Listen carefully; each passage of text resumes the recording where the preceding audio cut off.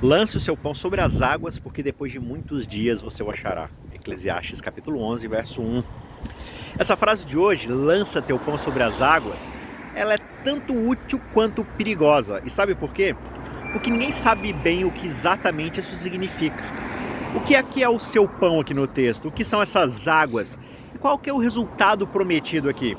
Lança o seu pão sobre as águas, porque depois de muitos dias você o achará.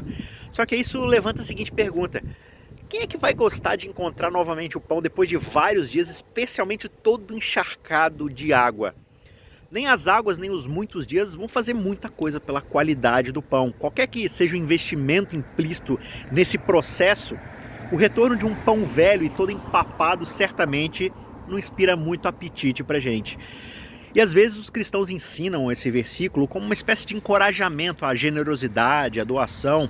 O pão, eles dizem, representa o dinheiro, e as águas se referem ao canal de distribuição exterior. Assim, Deus ele vai abençoar um doador que é generoso, que é pródigo.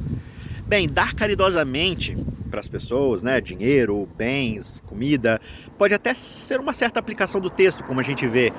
Só que se isso for simplesmente um incentivo à filantropia, à generosidade, então ela é a única menção desse tipo de assunto aqui em Eclesiastes. Lembre-se que apenas 2 versos antes, Salomão diz pra gente que o dinheiro ele dá conta de tudo, lá em Eclesiastes 10, verso 19. Por quê? Porque isso é a vida debaixo do sol. Lembre-se que Eclesiastes não é um tratado religioso. Para ter uma noção do significado original, é melhor a gente continuar lendo aqui o capítulo, A gente vai ler, por exemplo, os versos 2 a 7. Diz o seguinte: reparta com 7 e até mesmo com 8, porque você não sabe que mal sobrevirá à terra.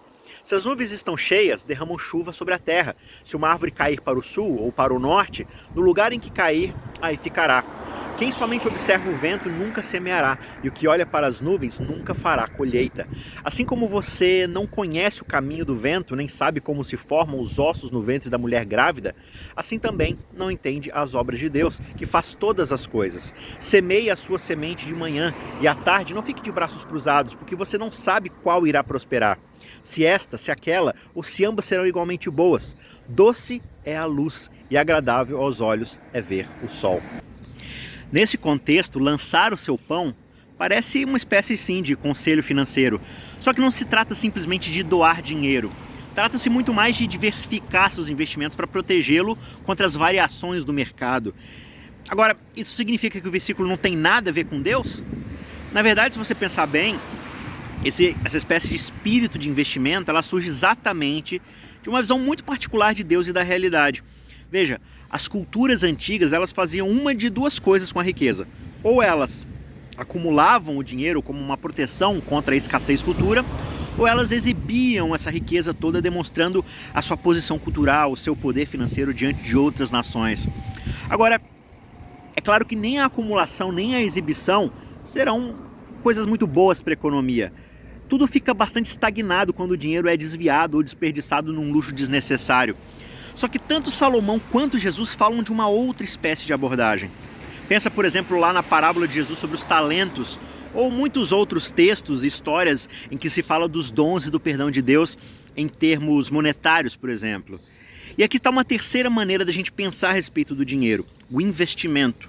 O dinheiro ganho deve ser reinvestido ou lançado sobre as águas, na esperança de obter um bom retorno lá na frente.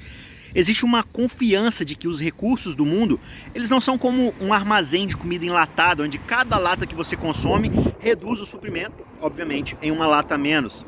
Não. Em vez disso, esse mundo é um lugar extremamente abundante. Se você usar esse lugar de forma sustentável, de forma sábia, esse é um lugar que é frutífero e multiplicador. E essa convicção, ela é fundada justamente na crença de um Deus generoso. O Pai, o Filho e o Espírito Santo são uma fonte inesgotável de vida e seus dons são mais desfrutados em sua distribuição. Isso funciona no reino espiritual. A partir da abundância do amor, do perdão, da graça de Deus, nós transmitimos amor, perdão e vida para as outras pessoas. E também, obviamente, funciona no reino financeiro. O mesmo Senhor é o Senhor de todas as áreas da nossa vida. A gente não pode sair dividindo. E o seu mundo opera de acordo com o seu caráter e com seus propósitos. Portanto, sim, eu suponho que lançar o seu pão pode inspirar a gente, sim, a ser generoso com a nossa riqueza. Só que a gente pode ser generoso primeiro porque nós temos um Deus generoso, cujo mundo é igualmente abundante. E por isso, a gente só pode ser grato a Ele.